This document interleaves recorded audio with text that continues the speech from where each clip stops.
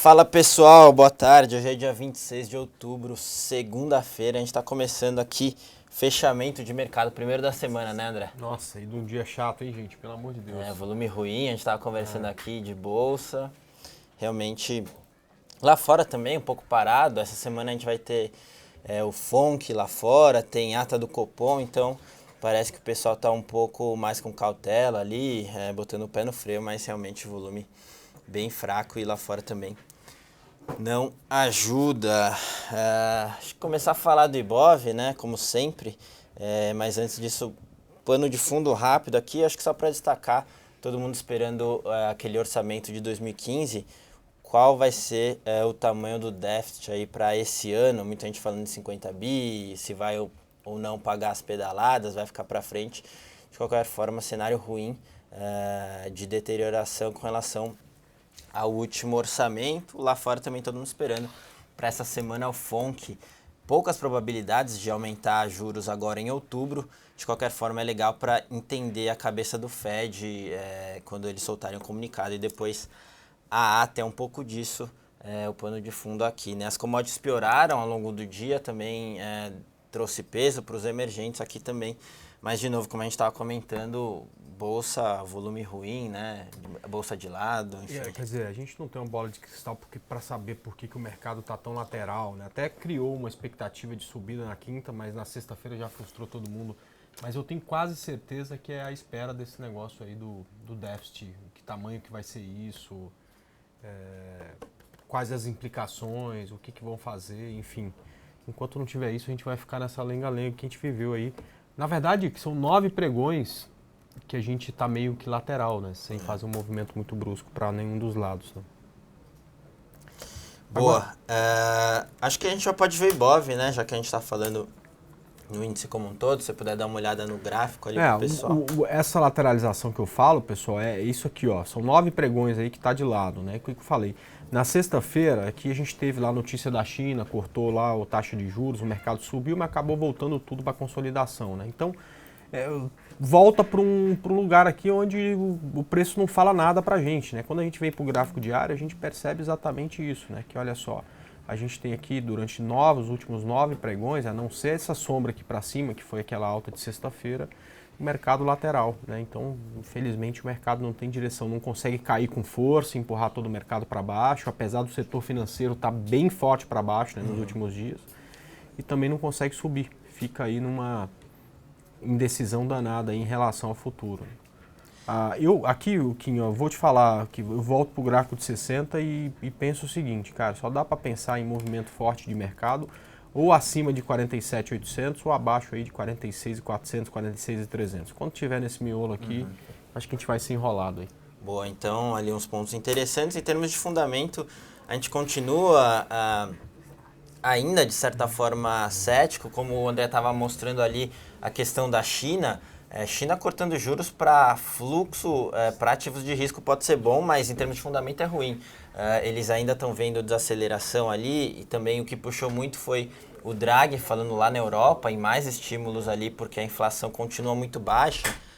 E a parte de produção industrial, PMIs também deixando a desejar lá na Europa. Então isso aí trouxe um fluxo realmente para emergentes, mas se a gente for ver o fundamento global está se deteriorando. E aí aqui Brasil tem ficado de lado porque a política tem ficado de lado, né? Antes a gente tinha ali alguma abertura e mais forte ou menos forte de probabilidade de impeachment, mas agora parece que ficou a discussão um pouco mais para frente. Então você junta tudo isso, dá para entender porque a bolsa fica de lado. De novo, de qualquer forma, a gente não vê nenhum gatilho, nenhum trigger ali de fundamento para fazer o Ibov subir de forma consistente.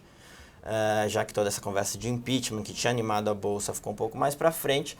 Por outro lado, você tem probabilidade ali de Fed aumentando juros, conversa de Levy caindo, downgrade, etc. Então, você tem alguns riscos aí pela frente, apesar da bolsa estar bem leve, pouca gente posicionada ali, enfim. Então, fica ali a nossa cabeça de poucos triggers para alta e alguns riscos para baixa, tá?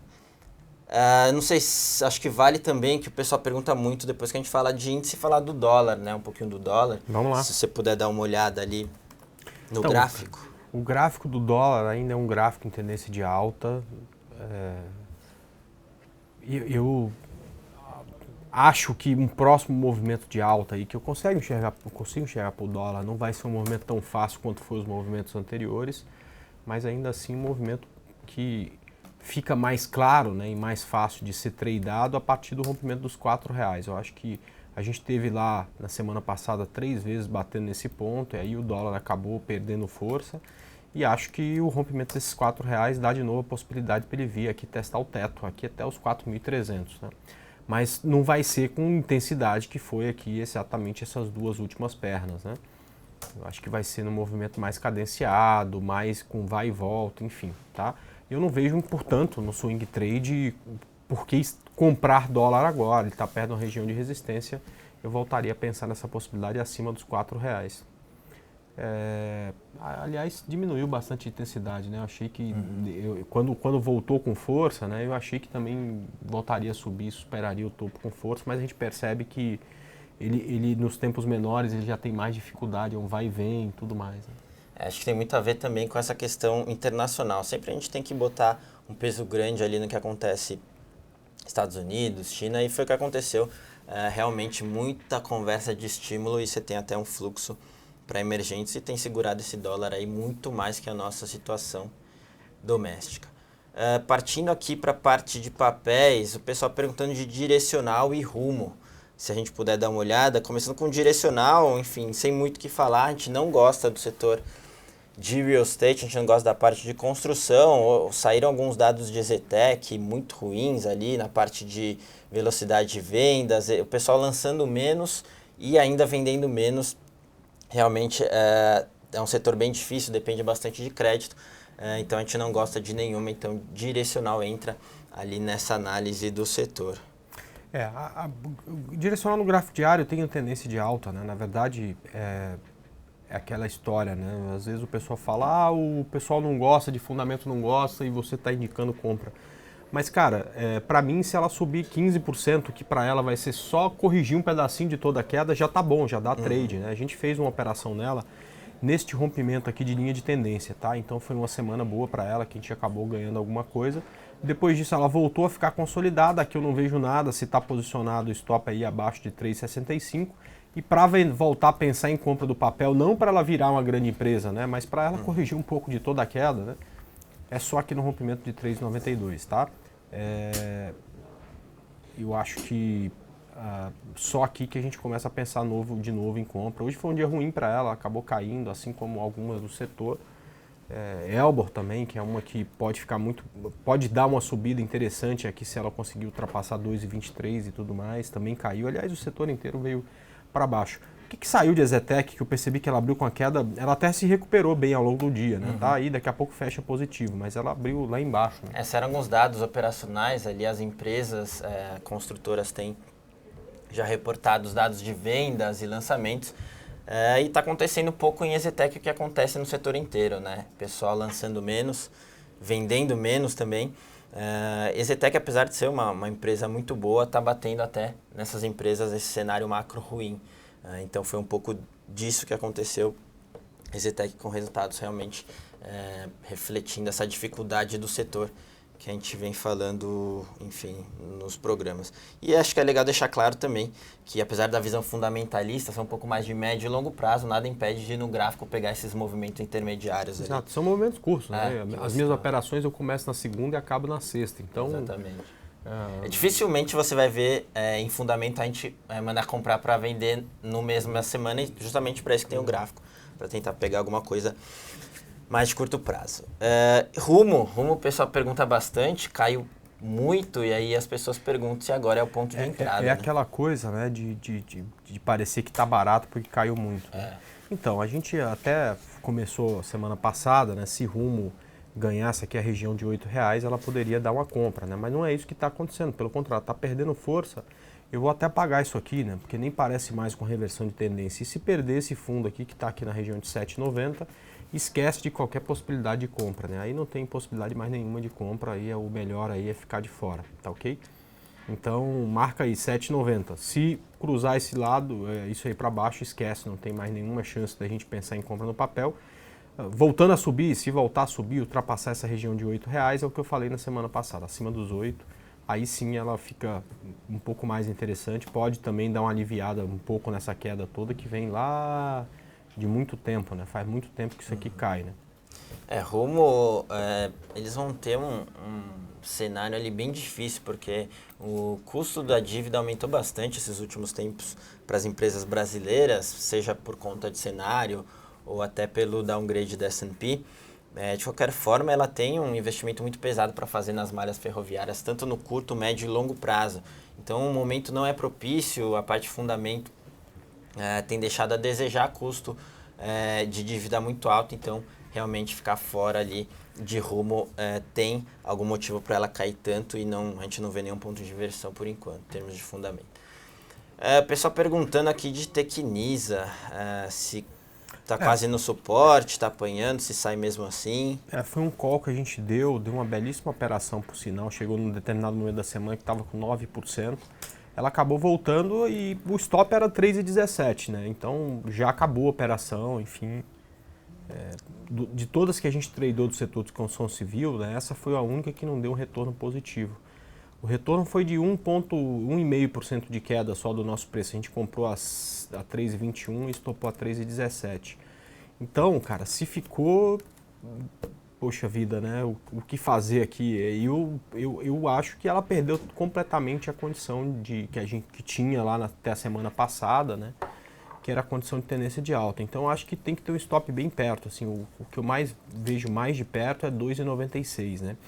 E já alertando, pessoal, tão importante quanto saber o ponto da entrada quando você vai fazer uma operação baseada em análise técnica, é saber de antemão o ponto da subida, da saída, né? Porque a gente tem que entender que só a análise técnica não vai te deixar rico, né? Não vai te dar dinheiro. Pelo contrário, se você souber só análise técnica, provavelmente você vai perder dinheiro.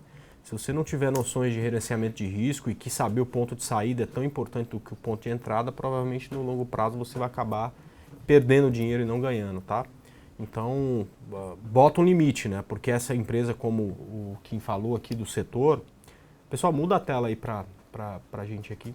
Como você tinha falado, né? É uma empresa de um setor que está sofrendo muito e no médio e longo prazo é muito mais provável que ela vá para R$1 do que para 10. Então, tem que saber sair da operação, né? Boa. O Adriano perguntando de Cielo, agora indo para o setor financeiro, saindo um pouco da parte de construção. Cielo é um ativo que a gente gosta e até se pensar bem, ela tem alguma proteção por conta de inflação, já que os comerciantes repassam a inflação, ela tende a se beneficiar com isso. Também tem uma linha que chama antecipação de recebíveis, que tende a crescer, dado que as empresas precisam de mais caixa no momento difícil, então ela ganha spread nessa operação, faz parte das nossas carteiras, é um ativo que a gente gosta, Cielo, para o médio e longo prazo, até um pouquinho mais resiliente ali no setor. Cielo no gráfico, rompimento de 39,70 fica muito interessante para compra, tá? Então 39,70, 39,75, graficamente ela diz que vai buscar o topo anterior, que é o topo histórico dela, próximo lá aos 46. Boa, Cissa perguntando de RADL, Embraer. Embraer, eu sei que vocês não gostam muito de olhar o gráfico, só que eu acho que deve ter um ponto interessante ali que... Semana passada a gente comprou ela, que eu saio na sexta, então já não estou mais. Boa. Então, a RADL testou o topo, falhou, está voltando aqui, eu acho que qualquer entrada nela para cima de 44,20. E Embraer, a gente rompeu o topo histórico, foi uma boa operação, né? A gente saiu na sexta-feira, teria saído no início do dia, ela acabou voltando um pouco, acabou. Agora, se encontrar suporte aqui nessa região que era resistência, a gente volta a pensar em compra de novo, tá? E Embraer é um ativo que a gente gosta, até porque tem um pouco de correlação com o dólar ali, e está muito mais exposto aí à dinâmica econômica global, que tende a ser menor que a brasileira. Uma operação interessante que a gente soltou junto com a mesa de produtos estruturados é quem tem Embraer ou quem quer entrar em Embraer, entrar via proteção. Então você compra o ativo, participa de uma alta ali no intervalo de tempo e em contraparte fica protegido de uma queda, né? De uma queda nesse mesmo intervalo. Então é bem interessante ali em termos de fundamento, é um jeito de você garantir o lucro que você teve com essa esticada e ainda participar de uma alta adicional. A nossa mesa de produtos estruturados junto com a parte de fundamentos tem cada vez mais trabalhado esse tipo de operação. O pessoal perguntando aqui de BIF, chegou aos 13,40, não deu compra, que coisa. Ele está perguntando de BIF ali, se você puder olhar. Minerva é a nossa preferida do setor de frigoríficos, tá? Tem alguma exposição a dólar ali, a gente prefere ainda ficar no setor de papel e celulose, mas o convidado aqui está perguntando de bife, para dar uma olhada. A gente separou bife para compra aqui, caso ela rompesse os 13,41, né? Eu acho ela uma ação bem bonita. E se romper os 13,41, continua apostando na compra. Hoje ela não rompeu, mas tem pregão ainda a semana inteira, tá? Então stop abaixo de 12,79 e alvo em 15,27. Agora tem uma pergunta aí que eu tô curioso aqui, queria que você comentasse, Kim.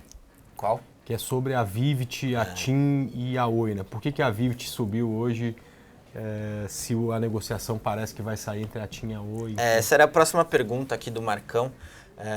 O que a gente tem olhado ali para o setor é que TIM, tanto TIM quanto Oi, mas principalmente TIM, ela tem tido uma postura mais agressiva ali, tem arrastado as margens, né, do setor para baixo. Então, um processo de consolidação entre TIM e Oi, você tende a tirar um concorrente e deixar juntamente a concorrência um pouco mais racional. E quem tende a ganhar com isso é a Vivit, que está ali na parte high-end, está diversificando com a compra de alguns ativos de banda larga. Então, isso seria interessante, é o ativo que a gente mais gosta no setor, então uma consolidação seria bem interessante para ela, já que ela está muito bem posicionada ali, por isso que ela sobe e não só TIM e Oi no setor, tá?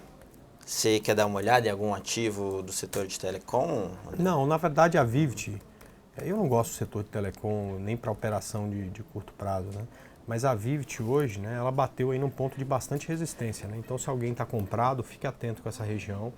De repente até uma região de pular fora e voltar aqui no rompimento de 40 e 50, tá? Boa. Indo aqui, a gente está chegando no final, indo para as blue chips aqui, Vale, pessoal perguntando de Vale. Enfim, a gente não gosta. O último resultado teve alguma redução de custo, que a empresa sempre entregou, é uma bela gestão, mas o macro não vai ajudar realmente. E o preço do minério tende a ficar pressionado, por isso que junto a isso tem um valuation que não é uma barganha, Vale. A gente ainda não recomenda exposição para Vale e deve passar ali os próximos anos com bastante dificuldade, um cenário bem desafiador.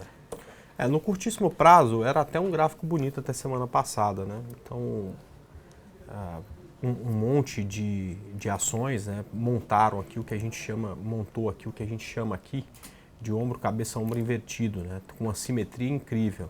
Mas ela vai passando tempo, ela vai perdendo força, isso vai se desfazendo, tá?